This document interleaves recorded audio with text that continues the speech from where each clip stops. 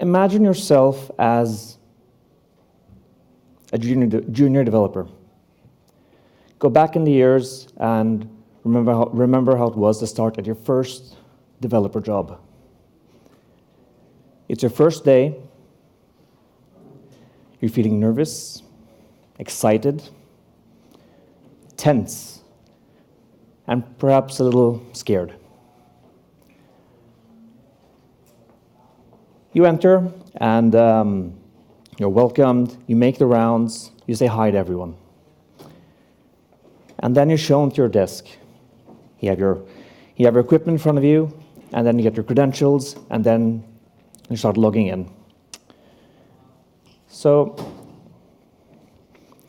you get access to the dev systems, and then you start copying, and it's setting up your environment. Now, while this is going on, you're working around, you start hearing noises in the background. You start hearing voices rising up. You hear that production's down. Something happened with the database. I was like, wow, this is exciting. It's the first day. Well, I mean, what's up? And then you start scanning the screen, your screen. And you see that you just deleted the database in production. Oops. So you see the CTO coming towards you.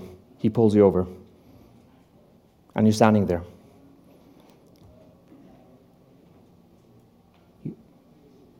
You're struggling to even say a word. You want to say sorry, you want to explain yourself, but he just looks at you. And he says, you messed up everything, get out of here, and never come back. This seems like a pretty strange example to bring up, but it happened just a few days ago. A developer walked in on his first day and made a mistake and was fired. Now, in this post, he goes into detail about what happened. That's not important now.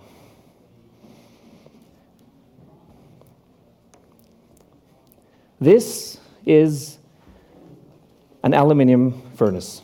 It's not made of aluminum, but you put aluminum inside of it. Around, I won't say how many years ago, but when I was 18, I stood in front of one of these. My job was to add alloys into this furnace and create different mixtures. I was meant to put 10 kilos of manganese. I put 150. What that basically means is the whole batch and this whole production line is closed down for around a week. Every day, they lost around $1 million in revenue. So I broke production. Now, as I stood in the office of my supervisor, I still remember that feeling, feet together, tense. I was sweating, and not because it's hot there. I was sweating. He came around the desk. He put his hand on my shoulder, and he told me, "How are you?" Well, he asked me, "How are you?" I said, "I'm scared." "Don't worry. We all make mistakes. Go home, have a rest, come back tomorrow."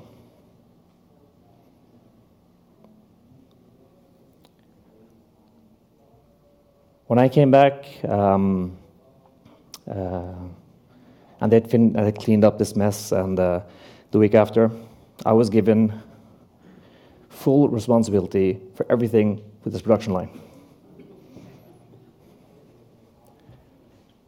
What I was shown that day was empathy. He knew what it felt to stand there. He knew how it was to make a mistake. And he understood I was scared. I didn't know it at the time, but I recognize now. So hi, everyone. I'm Pavneet. I am a web developer, but for anyone who's seen the keynote, the web developer title is kind of taken, so I'm not Sir Tim Berners-Lee. I'm a team lead at Komplett Group, where we maintain and create the Nordics' largest e-commerce store. We're around 60 developers distributed 3-4 different locations. I'm also a contributor to our local .NET user group, and I'm also part of the local Slack community for any programming language. So if any developers in our area, in Vestfold, give me a ping, you can get an invite. I'm also the author and creator of this site, codingwithempathy.com. It's a site where I explore a human aspect of software development. I try to go through it. It's a place for me to reflect upon things, gauge how others feel around topics, and explore how it is to be a developer in a team, within a department, and also across our industry. And obviously, with a drop of empathy. But where has this focus on empathy come? Have I always been empathetic?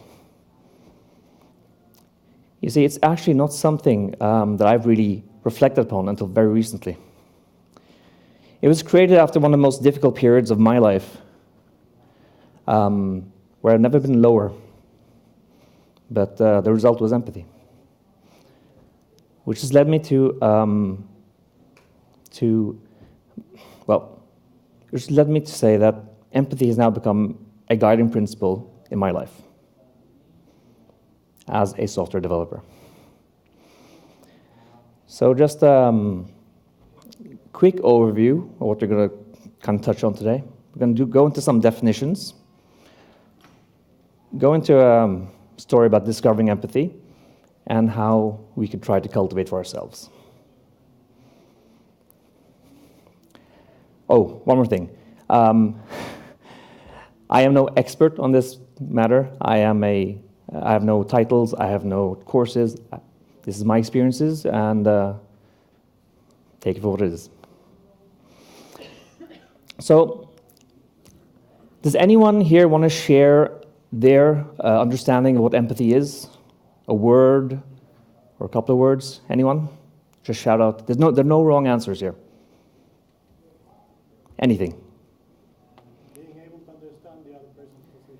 Being able to understand another person's position. Right? Anyone else? Feeling what someone else feels. Feeling what someone else feels. But you guys are good. All right. It is hard. It's difficult because many people don't actually understand what it is. This definition, which I'm going to bring up, is from Teresa Wiseman, I think. Brené Brown has made it popular. Its ability to see the world as others see it. Understand another's current feelings. Do so without judgment, and communicate that understanding back to them. This is, the way I see it, a mixture of, there are basically 2 or 3 types of empathy. One we often associate ourselves with, which is emotional empathy, and then there's cognitive empathy. Emotional is all of these, the way I see it. And cognitive is more around perspective taking and without going very deep into the feelings. To understand empathy, I also think it makes sense to talk about sympathy. And with sympathy, I mean, these terms get mixed around really, really often. I don't know if I fully grasp them myself, but this is my breakdown so far. Sympathy is when you feel sorry for someone, right? I'm sorry for your loss. You're showing sympathy. It's not a bad thing to do. It's just another way of expressing it. Whereas empathy, you're feeling with someone. So with sympathy, you conceptually understand the struggles of what someone's going through, how they're doing, what they're going through. Whereas empathy, it's not about understanding, it's about connecting. You connect with that feeling within you.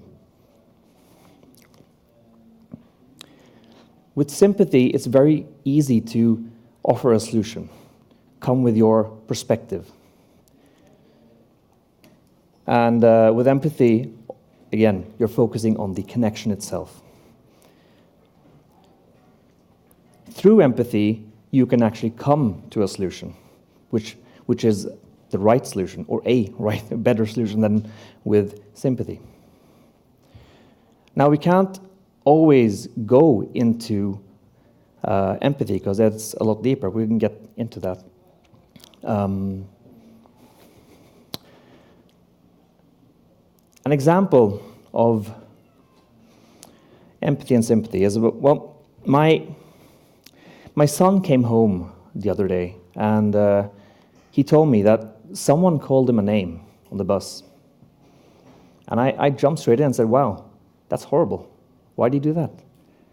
You must feel bad. And he looked back at me and said, no, it's not about me. He also called it to my sister. That made me mad. And I was thinking, wow, I'm jumping to a conclusion here.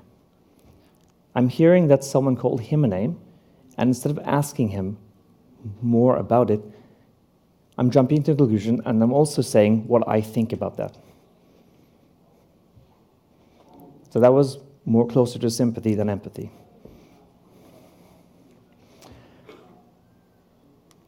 What it isn't. Empathy is not about agreeing. You don't have to actually agree with what the other person's saying or feeling or doing. Well, feeling, but not saying. And it's not a quick fix. And it should not be overstepping your personal boundaries. So I'll be talking a little bit about how we're going to cultivate, or how we can cultivate empathy for ourselves. We're jumping into introspection, which is basically self-awareness, understanding ourselves, listening, and gaining perspective. First, a little bit about my journey. When I entered technology, when I entered the development industry, I actually wasn't a developer. I was an electrical engineer. I knew nothing about programming, and I was thrown into the project. Here we go. Here's a manual for VB.NET. Enjoy. And I basically picked up VB, and then we moved over to C#, and then it was all about focusing on technology. So I had a couple of technologies on the radar. The jump from VB to C# is very quick, so I didn't put it there. And I think this is something a lot of us do. We find technologies, and we go into them, and as we dig up things, you see a lot of these other dots coming up, the other technologies, other things to dive into, and we get obsessed with these different things. After a while, we find our clique, our tribe, our group type of thing, where we find like-minded people with the same language and interests and people, and we kind of stay there for a while. But empathy was never on my radar. That was way out. And interesting thing is, I never even thought about people when I was working with people. I was assigned tasks. I went off, spent a few days on them, came back, assigned another task, and then assigned a project, go away, work yourself, come back in half a year. Wow. And this is with that VB.NET manual. So, then I moved over to another job where I learned that it's possible to work together. And that was a hard experience for me, because suddenly I had to think about a shared code base.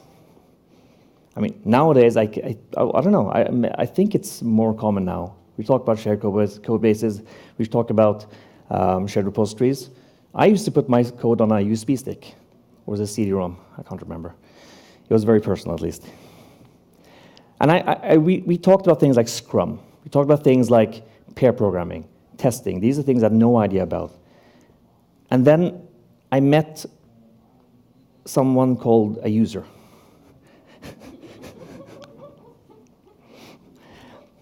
Now, I had always worked on the back end. I worked on services. I worked on things that, didn't really affect anything, I thought. And then I moved to web development.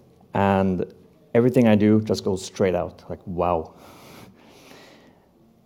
And I found it really hard.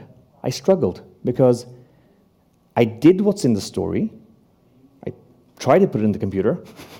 I put it in the system and pushed it. And then someone comes back and says, that's wrong. That's not what we asked for. Damn users. I had that, that mentality. It's, But it's hard. It's, and I mean, that's one of the things. The other thing is like, we talked about unit testing. We talked about test-driven development. And one of the devs wasn't really a fan of that. And he was so bad. Because he didn't like it. These are my words. He was really, really bad for not being on board with testing, not being on board with we had a tabs versus spaces discussion every other day, I think. It was. But the point is, in my mind, he was bad. He wasn't bad as a person, but in my mind as a developer, he was bad. And these are different things. Well, things go on, and I mature a bit, go on. And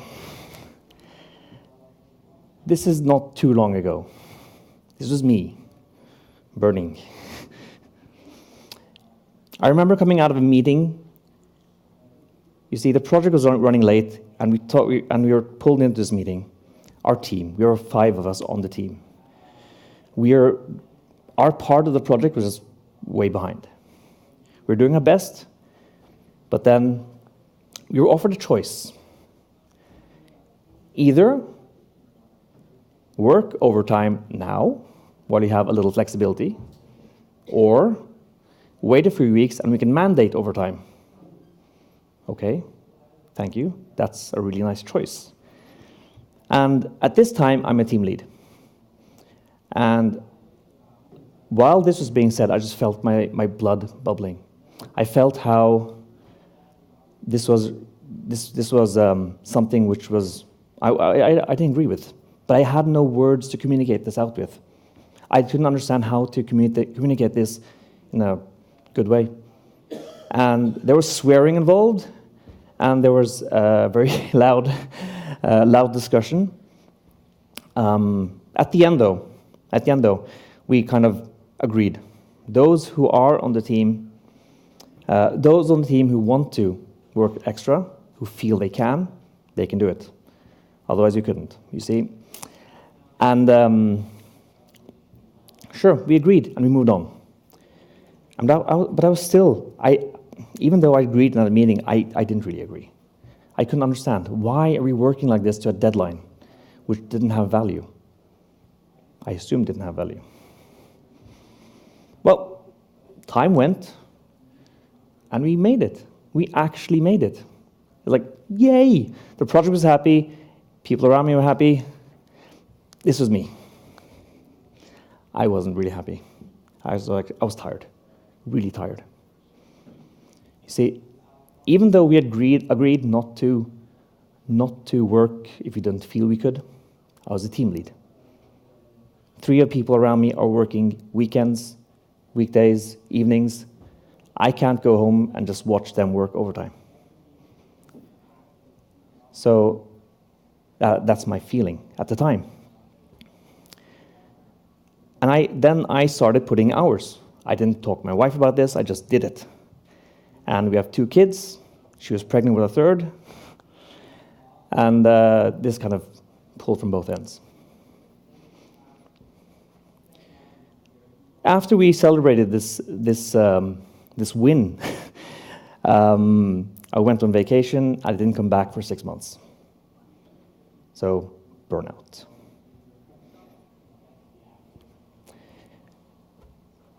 And it's through this experience of being at this lowest point where I didn't know what to do. I couldn't deal with technology. I couldn't watch, use my phone. I couldn't use my watch. I was like, what is this? Where am I? This is what my colleague was asking me about earlier. How did you get out of that? Now, this talk really isn't about burnout itself. There are many things around burnout, but it is a very defining moment in my life. But he asked, how do you get out of that? And how do you end up with empathy? It was by chance. That same colleague had lent me a book many years ago, or months ago, I can't remember. He lent me a book which was, he lent me a book which I suddenly picked up because I didn't have anything else to do, which looked a lot like this. It's a book called Nonviolent Communication by Marshall B. Rosenberg. And I was reading this, and I'm like, whoa, what is this? Well, why? I'd read this, I tried skimming before, I couldn't make any sense of it. But now I was more present. Now I was more aware at time, and this made a huge impact on me. But as I was reading through his book, it kind of gives you a process to how to approach any conversation, any person in a very straightforward way, which matches the definition of empathy, where you okay, I can't remember the definition right now, but the point is that in the beginning of the book, it's all about understanding others. It's all about communicating with others, and all about getting to what their needs are. Any form of communication, especially violent, which is negative, is basically an unmet need. I read all this, I was thinking, wow, this is cool, I'm going to use this, I'm going to use this, I'm going to use this. And then I came to the last few chapters, which is about self-empathy. And then it struck me. This is what I needed. I needed to spend time checking my own feelings and understanding where I am. Because in the example where I started working overtime because the others were working overtime, I had broken my own boundaries and I didn't even know it. I hadn't spent any time defining what my boundaries are, understanding where my limits are, what was okay and what was not okay. Which led me to thinking about myself. Sounds very egotistical, but we have to kind of start with ourselves. So this led me to something my wife talked about a lot, which was mindfulness. And with mindfulness, I found a way to calm the chaos. You see, I was on the phone the entire time, before, and just checking Twitter, checking social media. I mean, I think many of us recognize that, that thumb, right? And this became an opportunity for me to actually zone out. And actually not zone out, but actually come in tune with my feelings. And then understand that there are a lot of thoughts going on in my mind, even though I think I'm completely present.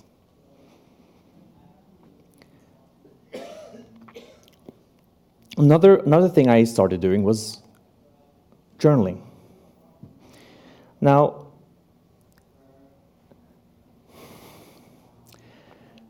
this was hard for me because I wasn't used to writing things down. It's been a while since I actually wrote things on paper. It seems weird. But so it was like, this dear diary type of thing. I know what to say, like, hi, how are you? I'm fine. No.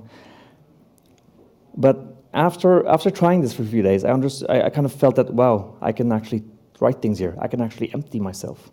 It was really cathartic. It really good to listen to empty everything. And these two things, mindfulness and journaling, have made a huge impact on my well-being, on understanding bit by bit where my boundaries are. It's an ongoing thing, but to me it's been huge. And we do this in software development as well, because we do have in our processes, we have retrospectives. We're meant to sit down, be honest with ourselves, write things down. Same thing there. Which moves me to the next thing, which kind of helped me out of this difficult situation. And again, enforcing why empathy is so important. This was something which I got from nonviolent communication, where Marshall Rosenberg just says, don't just do something, listen. Whereas we usually think about it the opposite way. Don't just stand there, do something. I realized that in the heated time before I was overwhelmed with emotions and everything, I had really false expectations. I was feeling that I was treated unfairly for some reason. I felt that I wasn't important. But most importantly, I felt that my voice didn't matter. I felt unheard. I was approached by someone in the company on the human resource side who reached out to me and started a conversation. He said he wanted to help, and he said he wanted my help to get this going. He'd been through similar issues, a similar experience himself, and he said that for him it was important if I came back to the company or not. He didn't care. All he cared about is if I was able to get up, that I was able to get up on my feet. That made a difference, because what I experienced then is that someone reached out to me, and then for the first time in a long time, I felt someone listened. I felt heard, and he showed empathy to me.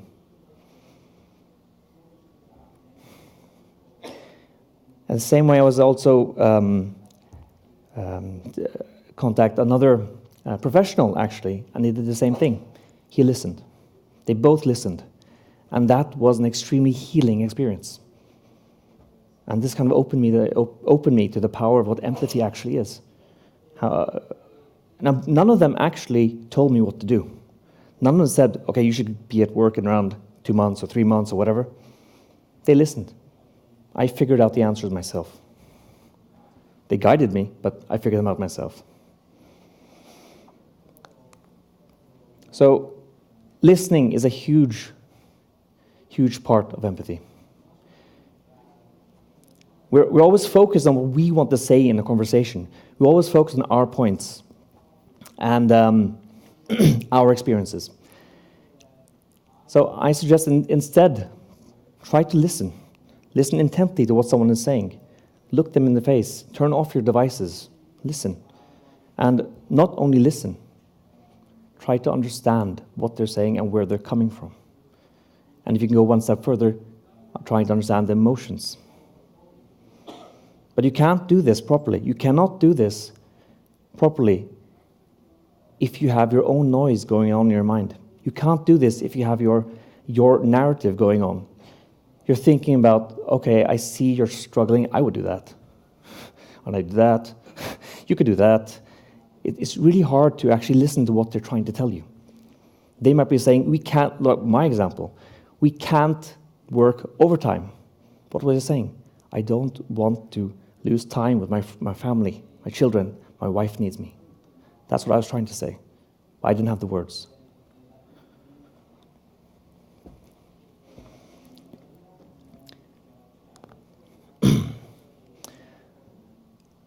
They say that empathy is a key to understanding. And what do we do as software developers, day in and day out? We try to understand user requirements, we try to understand code, we try to understand other people. It's a complementary skill, is my take on it. So last kind of learning from this period was perspective. Because another thing I was doing in this time before I really crashed was I was blaming the project. I was blaming management. There's arrogant, what people say, or what I didn't. I was really, I felt that there was a distance between us. Now, when I came back to work, this is around 6 months later, I walked past our CEO, and I stopped and asked him, "Do you have 5 minutes?" Wow, okay. And he said, "Put a meeting in the calendar, I'll be there." Okay, I did that. Put a meeting 2 days later. And it was 10, 15 minutes, I think, and we sat there for 1.5 hours. First, he listened to me, and then I listened to him. Then I kind of put a face to angry management. It isn't angry management, it's a person. He's also a person who's struggling with his things. He has his ambitions, his needs, his desires for the company, for himself. What happened was I gained a completely different perspective. Whereas 3-4 months ago, or 3-4 months previous to this, I was contemplating becoming a farmer. Now I decided to actually stay at the company. So it makes a lot of sense to gain perspective, to try to see where another person is coming from, understand who they are, put their face there. So how would this work as a developer? So on a day-to-day basis, we work in a team. We work with a tester or a couple of testers. We pair program, we test, and we work together. But there's still kind of this fictive line between dev and QA. And we do pair programming within the team, but what we could do is then do pair testing. Because our devs are saying, we're not good at, well, I experienced that we're not good at testing. We are developers, we're not good at testing. I said, really? Aren't we good at testing? Can't we test? Now, there are obviously different levels of testing. And what I did was actually, I did this. I jumped with my RQA and started pair testing. And it was a huge experience. I saw each Jira task with the how to test field empty. I saw how it was to pick up a task which said implement SQL. I saw how it was to try to test a task without even touching the code. Because I always jump in the code, pull out the branch, check out things. I didn't do that. I did what he did. And I felt his pain. And he also started doing pair programming. And he helped with writing tests. He helped by understanding requirements and actually setting up that task beforehand. And back to our damn users. We tried actually sitting down with our customer support and answering phone calls, emails, and just being helpful there. We gained a completely new perspective into how our customers use the product and how it affected us. And it's also, again, about getting perspective, putting a face.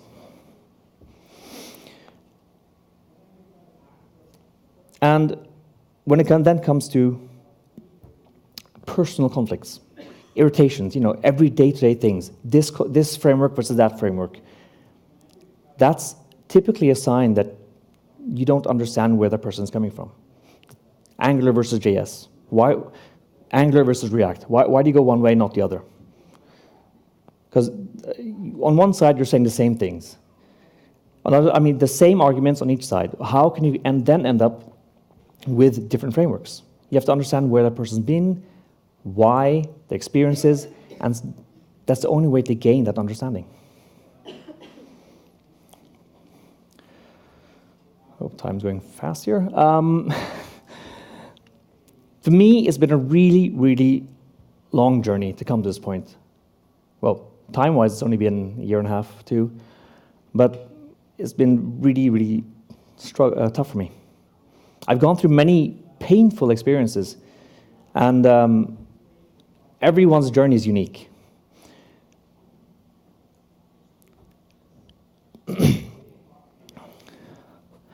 What I have learned, though, is that empathy has served as a guiding principle when I was in pain.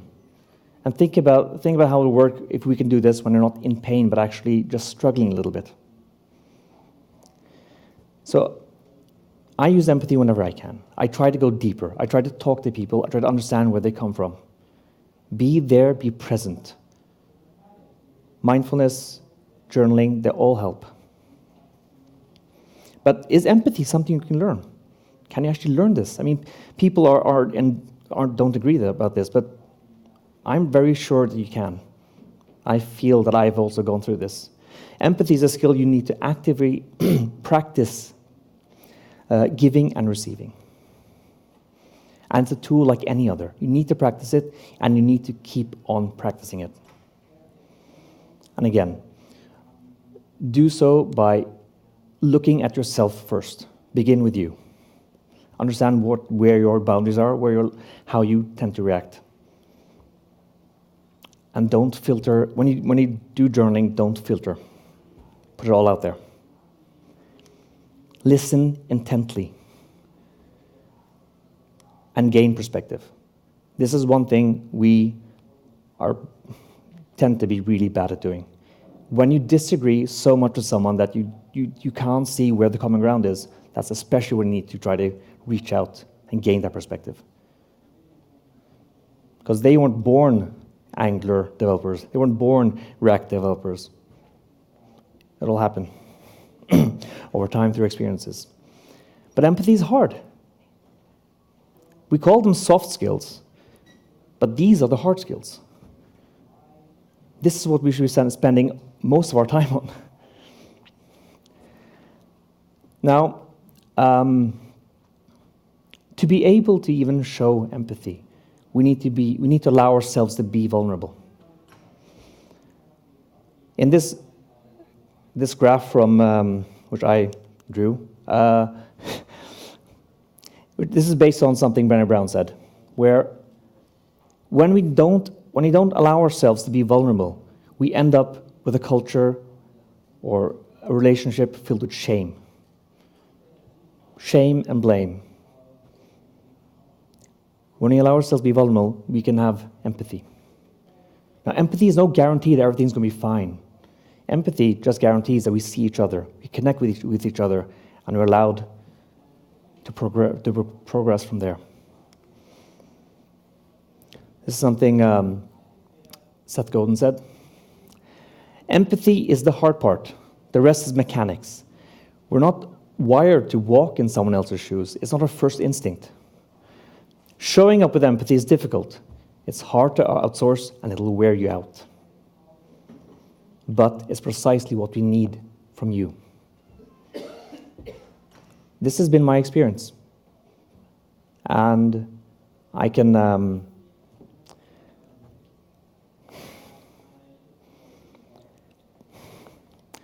I remember a story from in that very, very rough time, where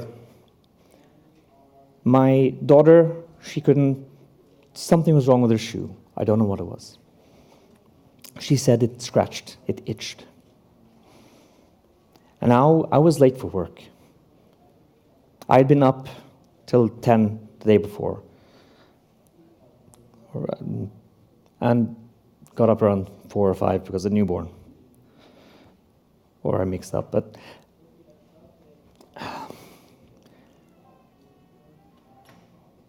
this was on the way out the door. The bus was going to leave in 5 minutes, and I was stressed. Now, I raised my voice and basically shouted out at her, "Let's get out. We have to go." She didn't listen. Picked her up, put her in the car, drove to school, let her go.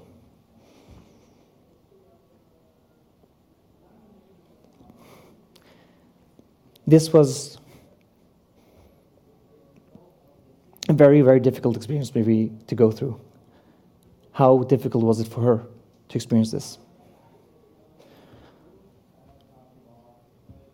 When you take the time to be vulnerable and connect with empathy, things like this don't happen.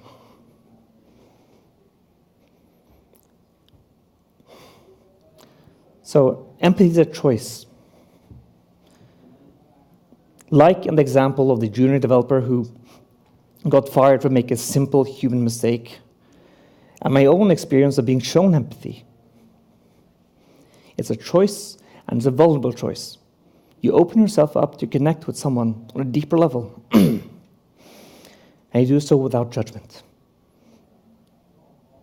Whatever my daughter was going through that day was not more important, was a lot more important than me being at work at 8:00.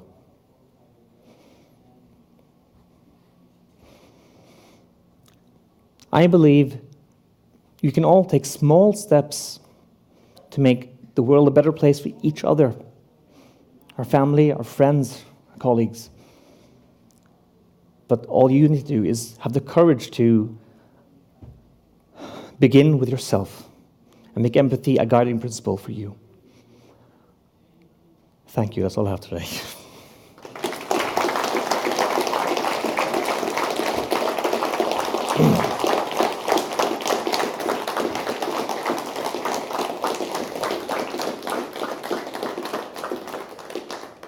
Does anyone have any questions or any thoughts or any reflections they want to share, either to me or with anyone else here? Any observations or any experiences? Yes, hi.